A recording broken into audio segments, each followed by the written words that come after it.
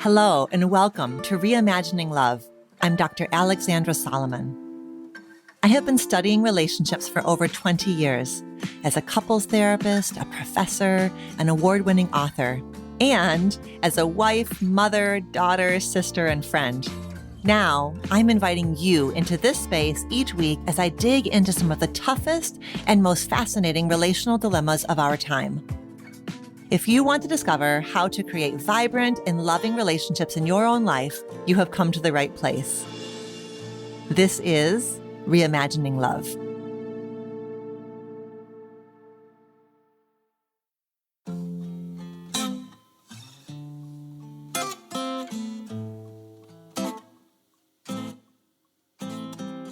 Hello, dear listener. Today, we are exploring a tender and sneaky and challenging topic, one that affects more of us than you might think. I wonder, what would be your reaction if someone in your life were to suggest to you that you are codependent? I imagine a lot of us would actually balk at this characterization. But my guest today has deeply explored the topic, and her renewed and revised definition might hit a bit closer to home than the definition that you're probably most familiar with. Terri Cole, my friend and trusted colleague, considers herself a recovering, high-functioning codependent. And her new book, Too Much, A Guide to Breaking the Cycle of High-Functioning Codependency, examines this collection of behaviors through a different lens, one that does not limit codependency to enabling someone who's in a perilous situation like addiction.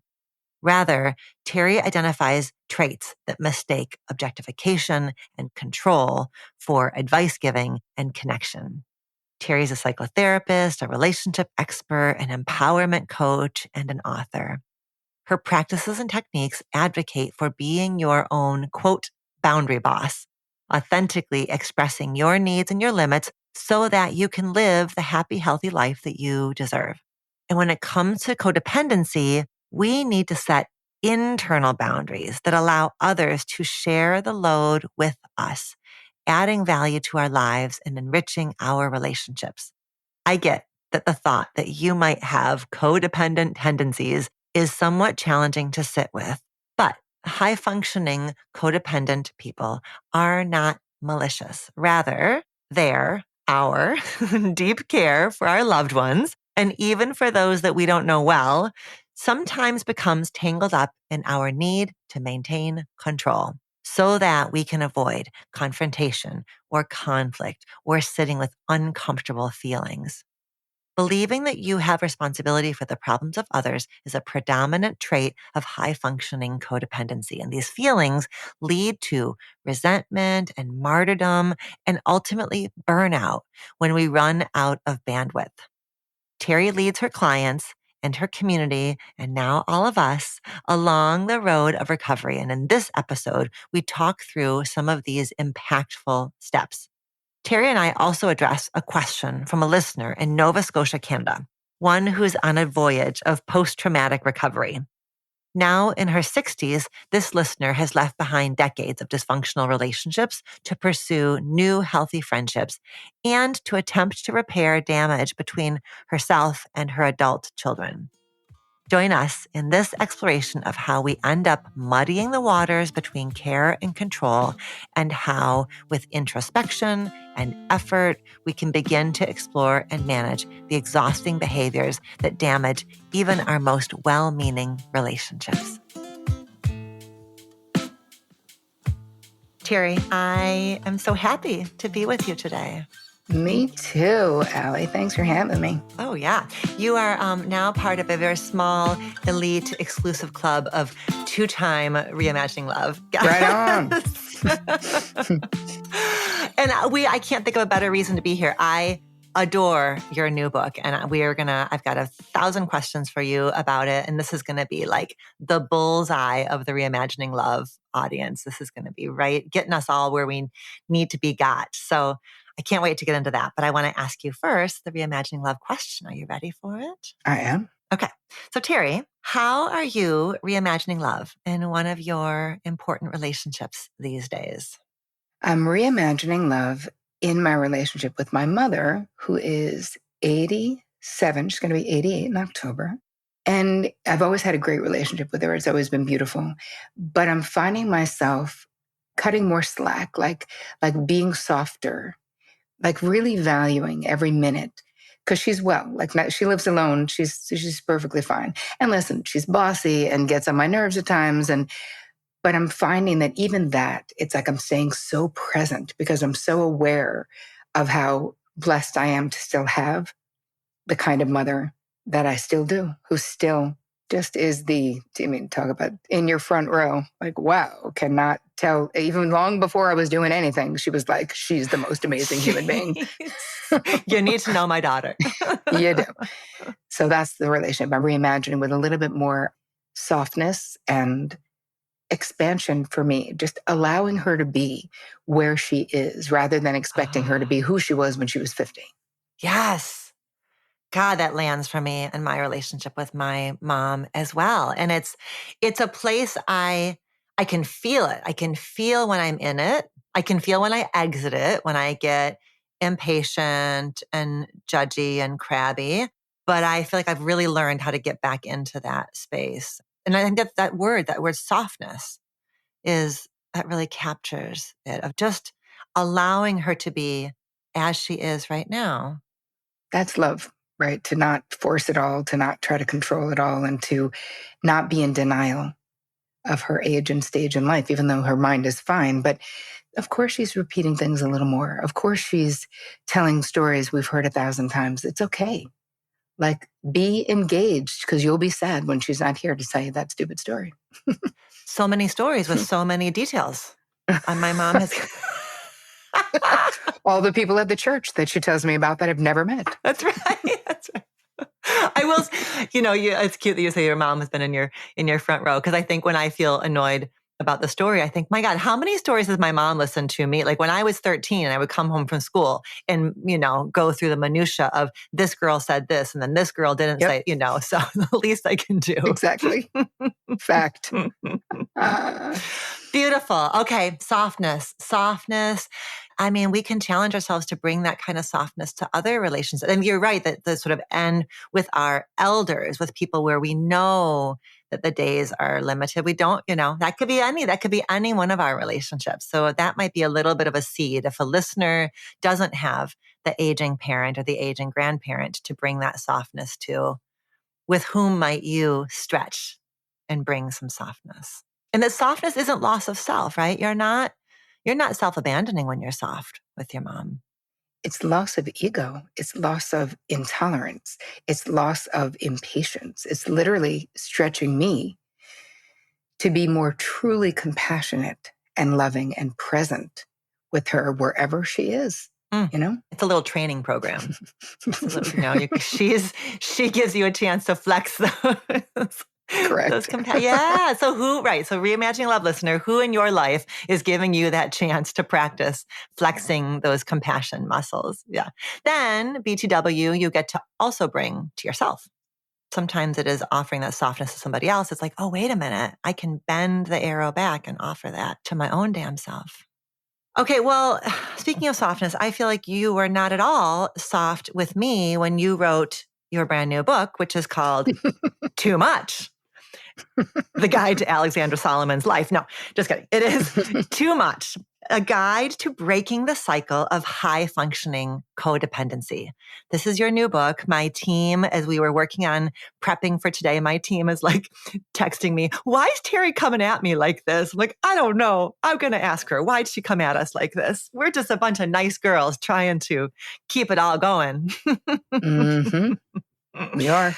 Oh my gosh. So tell us a little bit about, before we get into what is high functioning codependency, talk to us a little bit about your inspiration for this book. Where did this book come from inside of you? Well, I mean, like everything I write about, you teach what you most need to learn. So I am in recovery from being a high functioning codependent.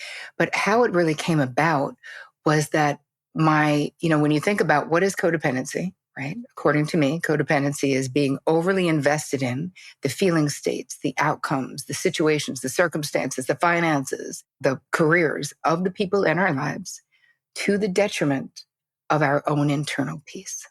So as mothers and sisters and daughters and lovers, of course, we want our people to be happy, obviously. But when you're codependent, it's more than that. It's feeling a responsibility for those outcomes, even though those outcomes are not ours. So in my therapy practice, what was happening is that in my therapy practice, I have very highly capable women in particular. These are CFOs and pop stars and television people and all the people where people look at their life and are like, oh, it's perfect. They've got it going on. And if I would point out, hey, what you're describing is a codependent pattern, they would immediately reject it. They would immediately say, yeah, no way, lady. Everyone's on me. I'm managing all the people. I'm getting it all done. It all is resting on, I'm the rock in my family of origin. I'm the one who organizes all my girlfriends. And I was like, oh, my clients don't know what codependency is. They are stuck in the Melody Beatty codependent no more. You must be enabling an alcoholic to be a codependent definition, which that's not even what Melody Beatty is saying anymore, but it is so steeped in the culture. And codependency did spring out of the addiction model of therapy, right? And we know so many of the people who were the early pioneers were all from the same place in like Minnesota. Right, that's right. Right. And so then I started looking at the differences, like what are the similarities in my clients? And I noticed and recognized their flavor of codependency because it was my own flavor of codependency.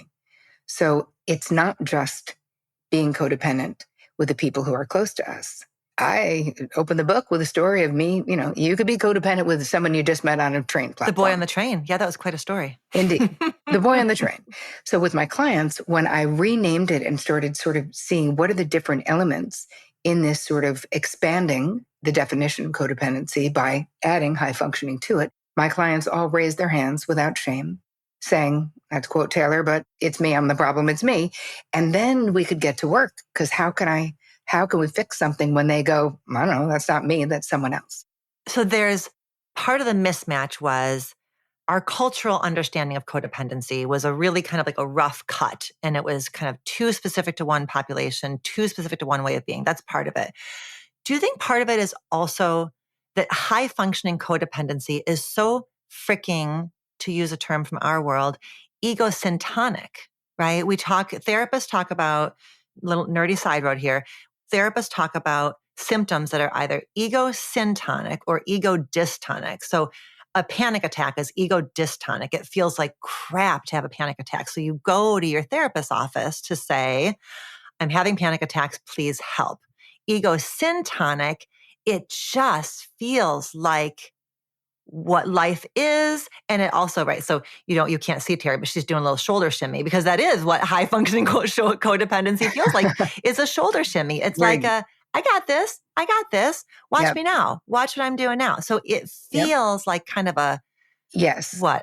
The irony of high functioning codependency is that the more capable you are, the less codependency looks like codependency, but it's still codependency. There's still the elements of overfunctioning and underfunctioning. There's still the elements. It's a covert or overt bid to control other people's outcomes, which is so much of what any kind of codependency is, right? We don't want the alcoholic who is called in sick for work again to get fired, so we lie for them, right? Like, so if we look at the sort of the original Melody Beatty model, we see the over and under functioning. That's the same thing here. The mottos, if you look at what are the mottos of HFCs? I got it, as you just said. I got it. Mm-hmm. I got it. And so I joke and say that, in my 20s, I could take a perfectly capable boyfriend and turn him into an underfunctioner in 2 weeks or less. Literally. Someone who had no problems functioning when we met. And I would do so much. And I would say, I got it. And remember when I first started dating my husband, Victor, that I was saying to my mother, it doesn't make sense. He wants to drive from New Jersey to pick me up on the Upper West Side of Manhattan and then drive back when I could just take a 20-minute train. It's just so much more efficient. And she's like, hi, Why don't you stop blocking this guy from doing nice things for you? Maybe he just wants to scoop you up, as he says. Why don't you just fucking let him scoop you up, Tara? And she was the one who said, listen, if you insist on doing everything being done the way you need it to be done and controlling everything, you'll end up like me, doing it all, but doing it all alone. Ooh, but that was him wanting to scoop you up.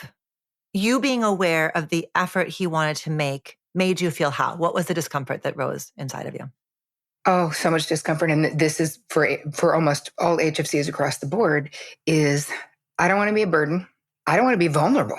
I don't want to be vulnerable. I don't want to owe you. I'm so happy to do for you. It is still, even though I've been in recovery for years, even now, it's still not my favorite thing to ask people to do things for me. I mean, my closest VIPs, sure. And obviously Vic, 27 years later, fine. He does a million things for me. But generally speaking, the feeling is out of control. If I can say, it doesn't make sense, I don't want you to be annoyed because you have to sit in traffic to come pick me up, or I don't want you to have to put in the effort. I am happy to take it on myself, jump on the subway and get on the train coming out to New Jersey, right? And part of what, why do we care? Alexandra, it's like the thing to think about is why do we actually care about these things? Because being high functioning codependent negatively impacts the quality of your relationships, your life. Fact. That's really why we need to care about it, right? Is that there's something so much better on the other side of it.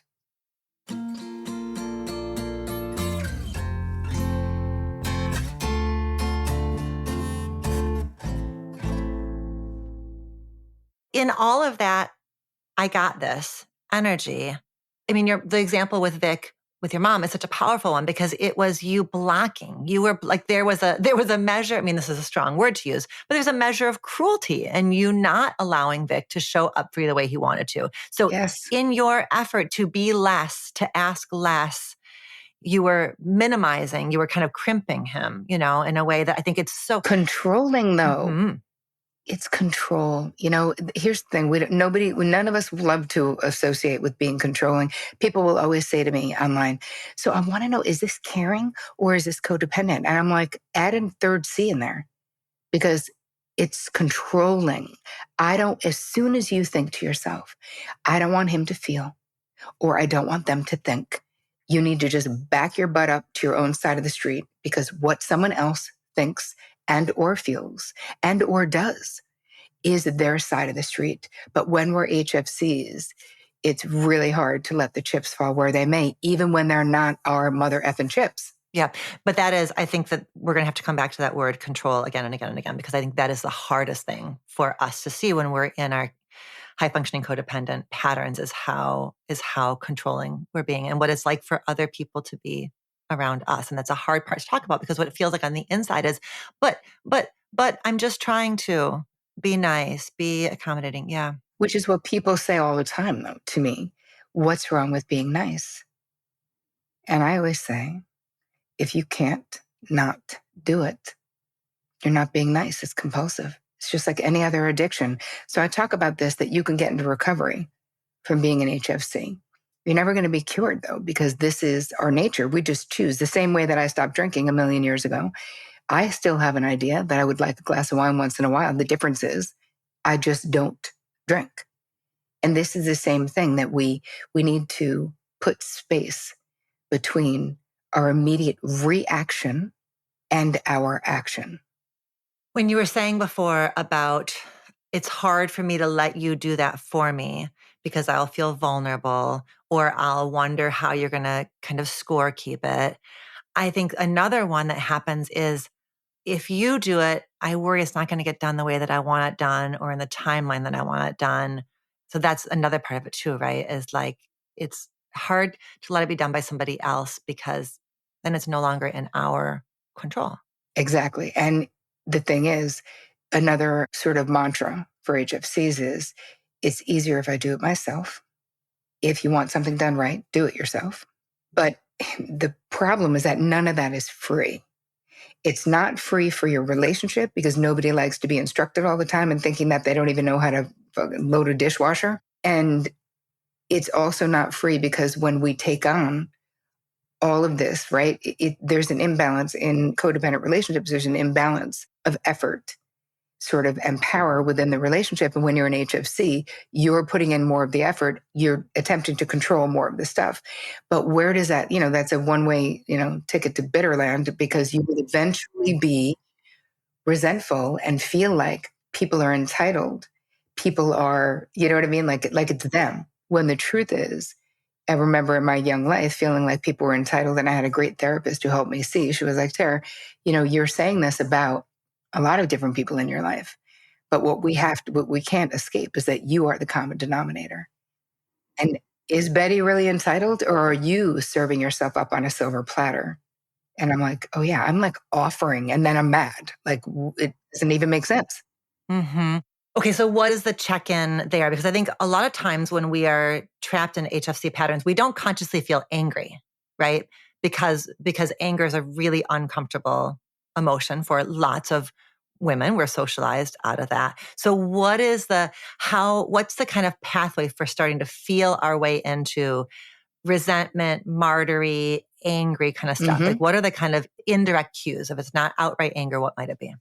Well, I think that the way that we can find it is by starting just by doing a resentment inventory. Because if you identify with being any kind of an HFC, then you have resentment in some of your relationships. And so a resentment inventory where you just literally think about the important relationships in your life and think about, are you holding a grudge about something? Are you holding resentment towards someone?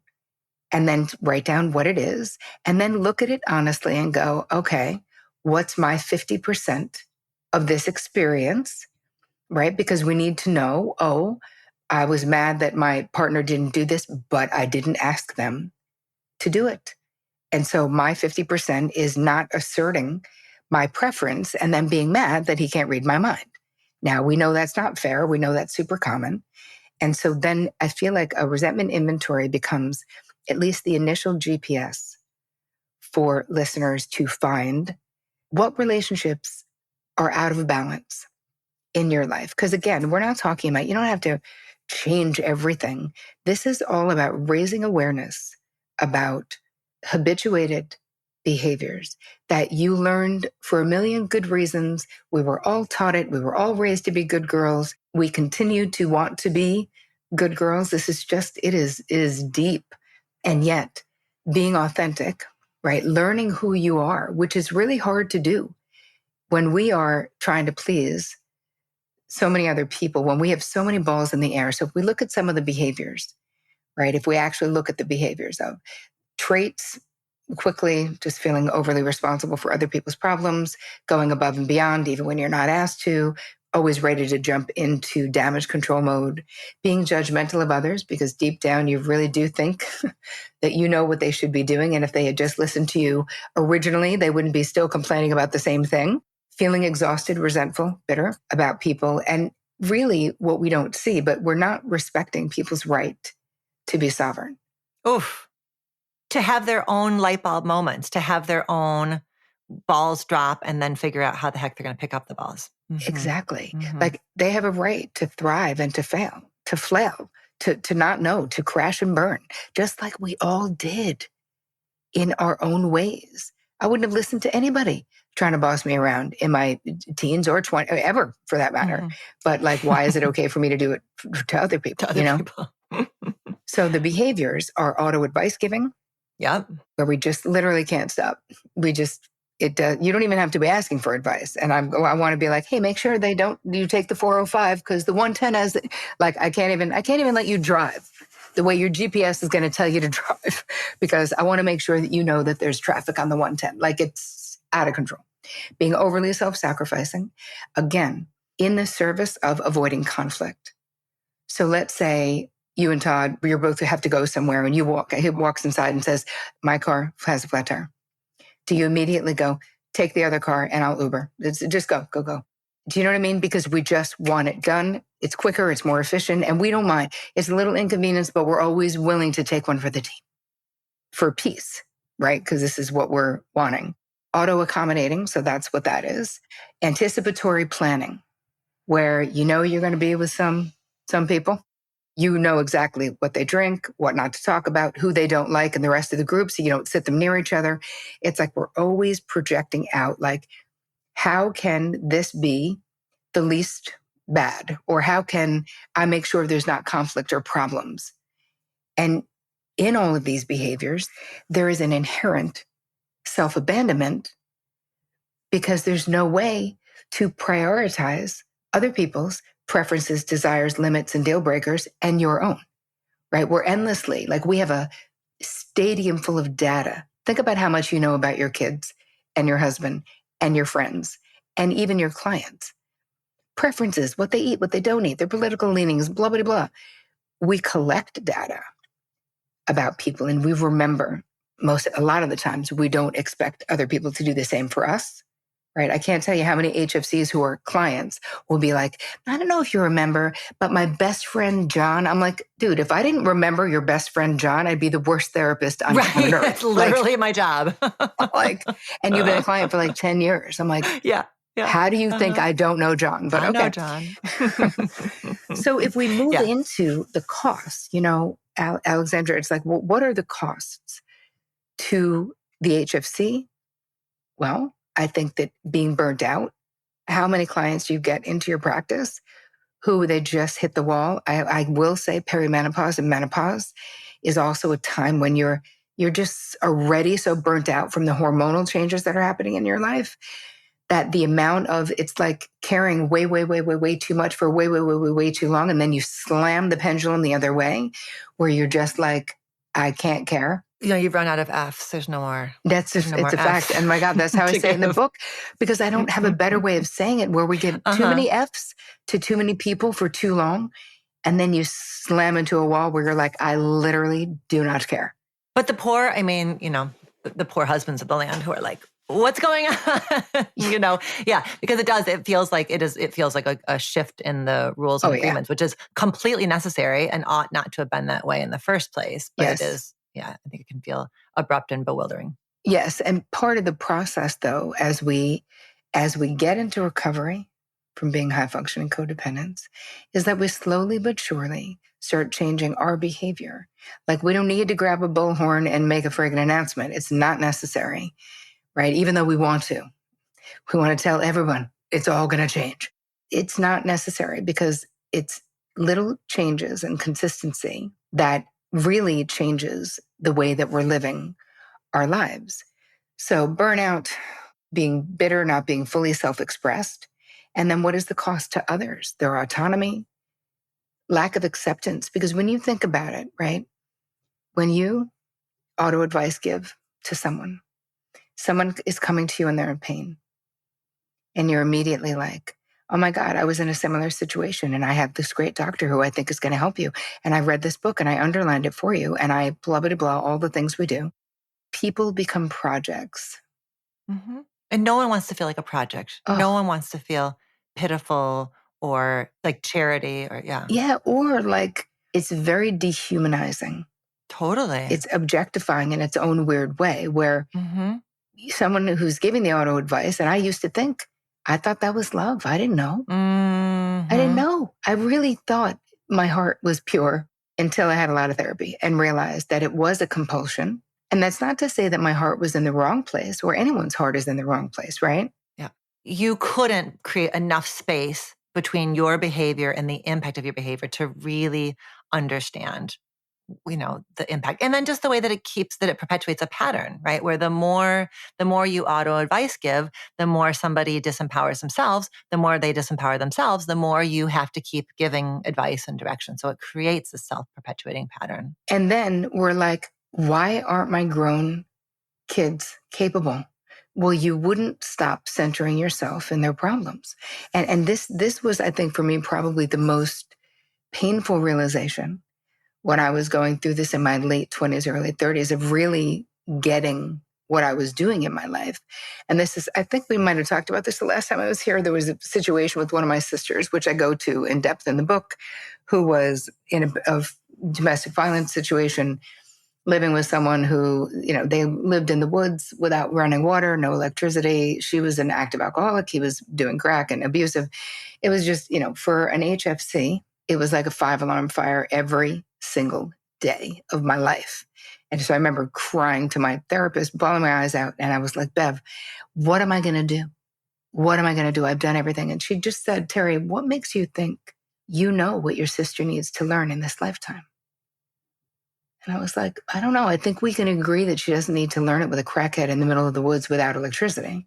And she said, no, actually, I cannot agree because I don't know what she needs to learn or how she needs to learn it because I'm not God. But what's happening for you is that you have worked really hard to create a pretty harmonious life.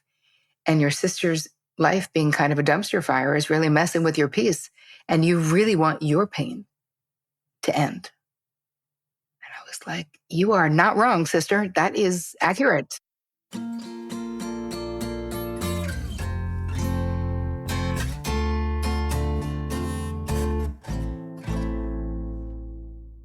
What is the way that somebody can be helpful, of service, connected without falling in, right? Like how might we still hold the shades of gray where we are caring, where we are connected, where we are loving without being in these patterns? Well, I think the most loving thing that we can do is be willing to be with the people we love in the foxhole of their not knowing, in the foxhole of their, I'm in pain, their breakup, their whatever.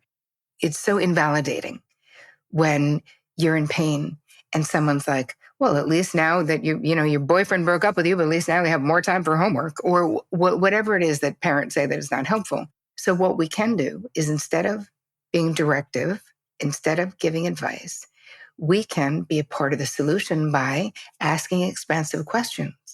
What do you think you should do? Because your gut instinct is great. And since it's your situation, the truth is, what I think doesn't matter nearly as much as what you think. You'll have people who will say, but I want to know what you think. Okay, well, when we're done talking about this, I'll give you my 2 cents. But here's the thing. The most important thing is what you think. And we can even do this with young kids. Start teaching them critical thinking. Start teaching them deductive reasoning. Start teaching them that there are consequences for actions and teach them how to make decisions.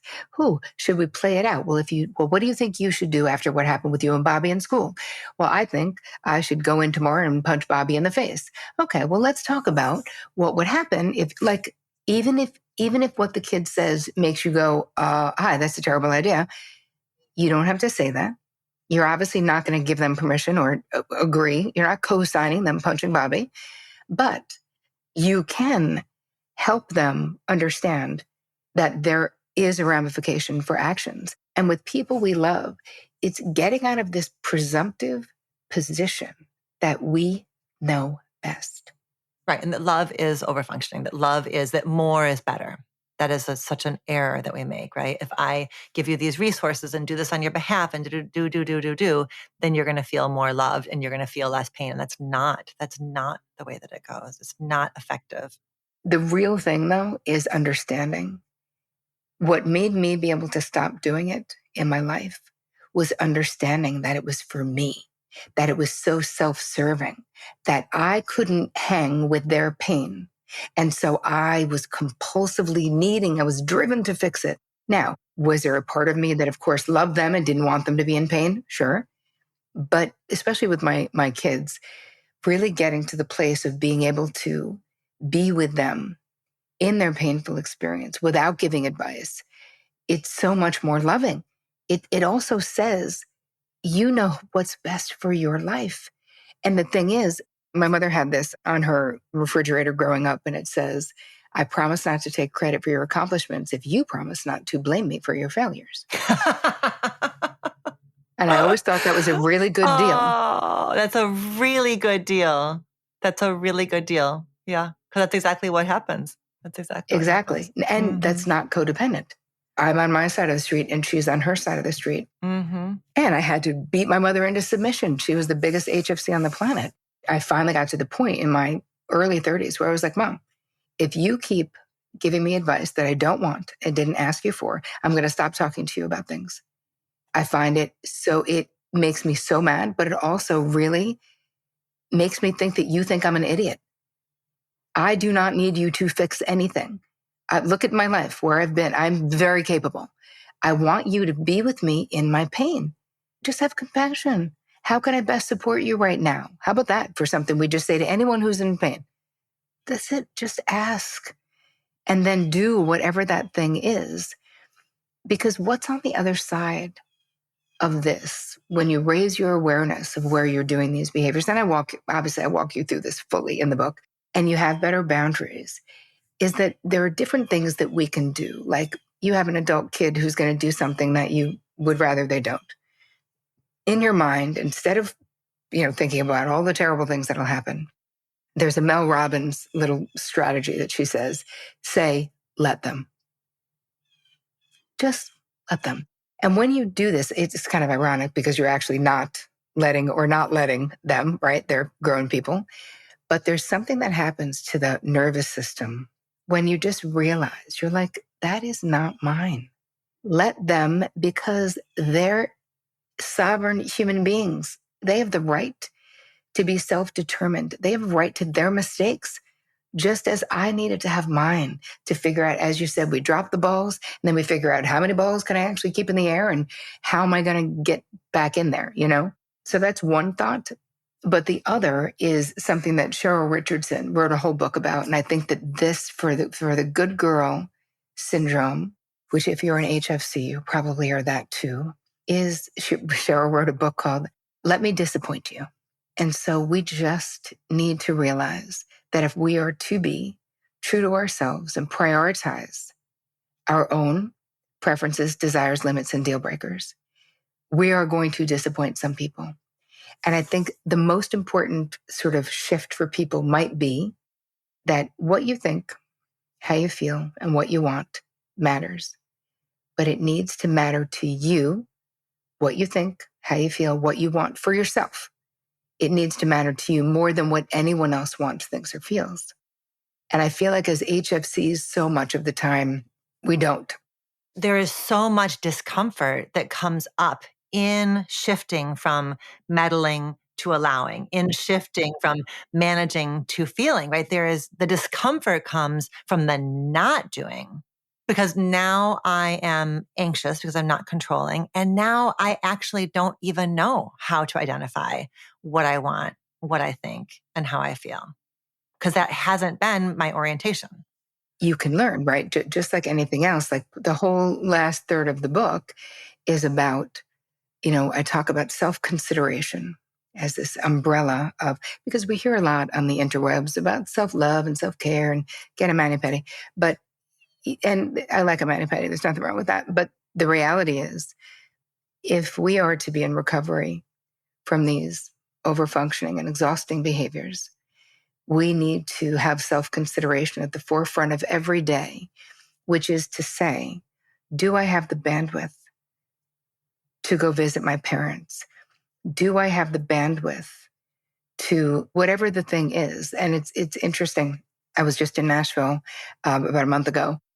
Normally I'd be like micromanaging kind of, because we were doing an event in Nashville. The books had first come in.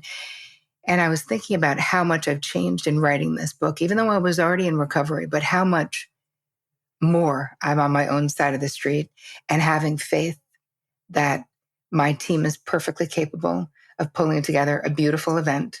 My only job is to have my brain and to look nice and to, go on the stage and do the thing I had to do. And it was such a relief. And I enjoyed it so much more than I normally would, because I didn't even go early. I didn't even see the space until it was the time. And there's only 2 people on my team who were with me, but they did it all. And the joy when you allow others to add value to your life, and how proud they felt. I was so pleased with what had happened. I wasn't micromanaging or nitpicking anything. They did an amazing job. But it also, the bandwidth that you will regain when you get into recovery will blow your mind, because there's 2 things that are really powerfully important about living a life as an HFC, the costs. So one is that we end up living what I call life light, like LITE, where there's so much ruminating, There's so much projection to, we're anticipatory planning and doing all the things that life just doesn't hit the same when you're almost never fully present. That's painful. And the other is that bleeding all this bandwidth, thinking so much, rearranging, controlling all of it, there's a glass ceiling of our own making. And that is in our career, in our relationships, how intimate we can actually be, in what we want to do in life. Because when you're 20, you may be in denial that there is a finite amount of energy, right? Bandwidth. When you're not 20, when you're 55 or I'm 60, you realize there is a limited amount of bandwidth. And if I'm busy bleeding all that bandwidth, trying to control my sisters and my nieces and all the people and my clients and my husband and my kids and my grandkids, am I writing books? Am I doing the things that I'm doing? Not possible. I could never do what I've been doing if I weren't in recovery. I could never allow Vic to do everything for a full year while I'm writing a book. Not in a million years. When I was 30, I would never have been able to do it. But it's what's required to live the life I am supposed to live, which is not life light, which is life very deep and very juicy and very satisfying and very joyful and relaxed and expansive. And it's like surrendering to what is and what will be. Would it have been the end of the world if I didn't like where they placed the flowers at this event in Nashville? No. If something got messed up, would it be the end of the world? No. Nobody would die. The sun would still have come up the next day. That is correct. Yeah.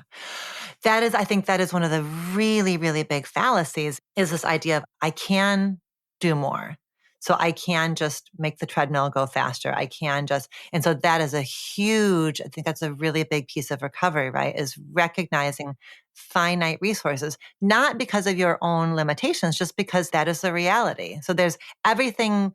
I remember listening to an episode of We Can Do Hard Things, and they were talking about when you dig in the soil here, digging in the soil here, there's a cost, right? There's a cost for moving for this choice that you're making. There's a cost for, and I think that is those are dots that I continue to struggle to connect, right? Is that there is a cost for every choice that is made. Every yes, my publicist says it to me all the time. Every yes that you say is a no to something else. And that is the resource of time and energy are not limited. And so that's not something we have to wait until midlife to get. Like you can, if you're listening right now and you're 25, you can really start to work on that right now. And let yourself off the hook. Alex, I would say that probably the most liberating part of this journey for me personally was my therapist basically telling me, with the situation with my sister, that she's like, Terri, I'm not saying you shouldn't save your sister. I'm saying you can't. It's impossible. So you're setting yourself up to fail. What you can do is draw boundaries. And I did. And I was able to have a conversation that said, hey, I cannot talk about this guy every day with you. I'm going to step back. I love you. If you ever want to leave, I'll always be your person. And less than 9 months later, she called me and was like, are you still my person? I was like, yes, I'm getting in my car immediately. And she became the hero of her own life, not me. I didn't save her. Yes, I picked her up and I supported her in an appropriate way. But in the end, she didn't end up feeling like a loser because her youngest sister had to save her. She got sober. She went back to school. She changed her life herself. And that's what we rob people of when we center ourselves in their problems as the solution. Oh, Terri, I mean, you've always done good work, but this is, I think, my favorite of all of your work. You're in the zone. This is such good offering and good wisdom and good guidance. Thank you for doing this. Okay. Can we tackle this listener question before I let you go? Yeah, of course. Okay. Let's see what we can do. This is a listener from Nova Scotia, Canada, and she uses she, her pronouns. And here's what she writes to us. I'm 66. In a tsunami of post-traumatic growth. I'm healing multi-generational trauma. My mom is diagnosed with NPD, narcissistic personality disorder, and more. She's also a survivor of Japanese prison camps. My dad was a classic codependent and taught me everything he knew to survive. I left my third dysfunctional relationship a year ago after 20 years and moved across the country. I'm doing the work. I want to focus on the present and make the most of my time rather than following a pattern of my family members. How do I repair and build healthy relationships with my 4 grown children? We're still connected, but I see the effect of my choices, and there are 5 grandchildren. How do I start healthy friendships in a new environment? I want others in my life besides family. Is it too late after almost 7 decades? How do I learn to be a productive, functioning, emotionally healthy adult instead of a damaged child? Okay, where do you want to start? Well, first of all, it's not too late. And I want to just say we are compassionately witnessing your courage. Like, look at you. So first of all, let's just start with you feeling what was required of you to get this question here. Look at all the work that you're doing. You know it's possible because you're actually doing it. So yes, it's a heavy lift. I understand what you're saying. And I want you to think about this as one baby step at a time. The most impactful way to change your relationship with your kids is to change your relationship with yourself, is to do exactly what you're doing. The post-traumatic growth is real. This is a real thing. It's okay to share with them. If there's things that you are sorry for, I think it's very powerful to apologize for them with no excuses. No excuses. Simply write them each a note that says, I'm doing a lot of work on myself. I'm sorry for the ways that I failed you. I know that I did. I hope that one day you can forgive me and just know that I'm growing and changing, or whatever it is that would feel right to you. What we don't want to do, and I'm going to be real specific, is we don't want to justify. Like it's not an apology if you say, I did the best I could, right? I believe that. But an apology, and it can go so far in relationships with adult children. A lot of times it's the note they didn't even know they needed, but it's so validating. It's softening too, which, we were talking about softening at the top. There's something about taking responsibility for the mistakes that you made, even though we can say, we understand why you made those mistakes, whatever they were. Of course we do. You were second generation, you had traumatized parents. Like we fully get it and give you so much credit. So the healthier you get in your relationship with yourself, the healthier people you're going to be attracting in your life. So really pay attention to how your resentment is. Like with people that you meet, like the moment you feel something in your body, like your body wisdom at this point in your growth is going to be so important because it knows if you're in a situation and something happens that doesn't feel good to you, don't let it slide, even if you did in the past. It's okay. You can start a friendship with someone and then realize they're not for you. And you can just say, hey, I don't think this friendship's going to work out. Don't waste any more of your precious youth and your beauty on people who might not really be for you. But you'll know that earlier now than you would have if you hadn't done this work. So just keep up the good work. You're doing great. Yeah. I mean, I co-sign on everything that you said.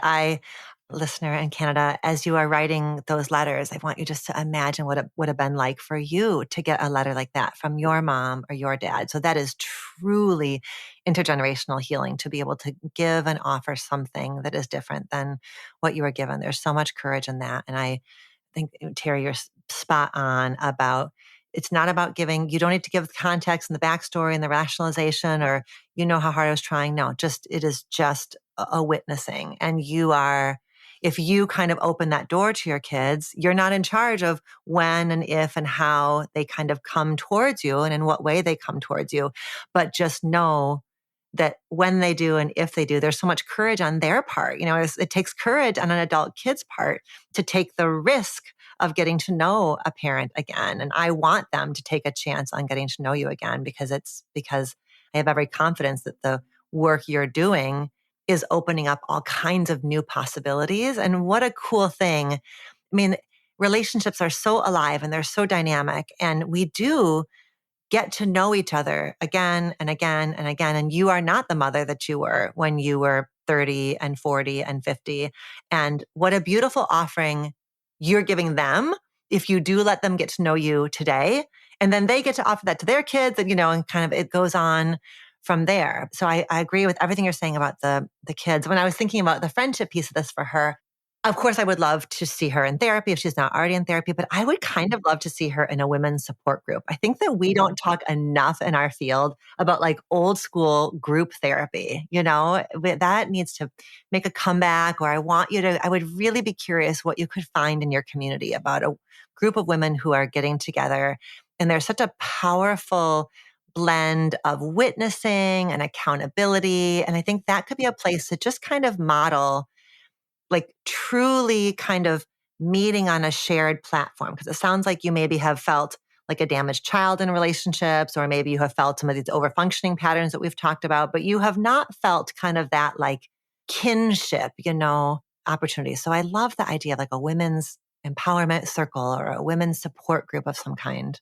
Yes. And even if you didn't find one in your community, they have them online.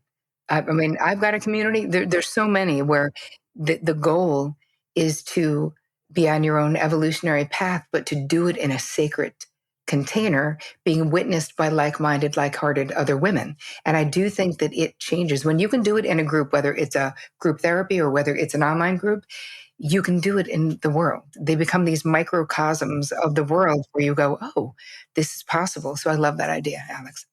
It's a different kind of sense of like responsibility to each other. And so it really is like that, all of what we've been talking about today of how do you just witness somebody without becoming responsible for them, without becoming beholden to them. So I think that would be a really powerful, good, helpful space. Yeah. And I think that if you do make the choice to join a community, I think we can always come up with stories about why we don't belong here. And I would imagine that a story for you might be, these women are younger than me, or, I quote unquote wasted all this time. I should have started this when I was 30. Look at them, they're starting. And to just notice the story and then drop the story, and to trust that women who get to be, even if you are older than the other women in the group, women who get to be in community with you, like that there's something so cool about having, a wise elder as part of that community. So that just to trust that there's so much more soul to soul connection that happens beyond the age or the race or the ethnicity or the backstory, and to just like trust that there's whatever community you join, you're joining it exactly as you are, and that there's something that you're going to receive and something that you're going to offer as well. All right, my dear. Well, please talk to us about where we're going to have in the show notes. We're going to have obviously links to your brand new book, Too Much, a guide to breaking the cycle of high functioning codependency. But what else? What else do people need to know about how to learn with you and learn from you? You can go to, because I actually have an HFC toolkit for people listening, because you're sort of like, where do I start? So this will help you know where to start. You can get that at terricole.com/HFC. There'll also be a link to buy the book if you have not purchased the book. I do have a community, and you'll see that when you go to the any of the links, you'll see it. I have a community because I have a lot of women wanting to be sort of walked through this process of getting into recovery for HFC. It's a relatively new community. It's just Terri Cole membership. There's lots of ways to be in community with me, but also to learn how to gently and lovingly, one baby step at a time, change these behaviors that are probably causing you stress and exhaustion and burnout in your life.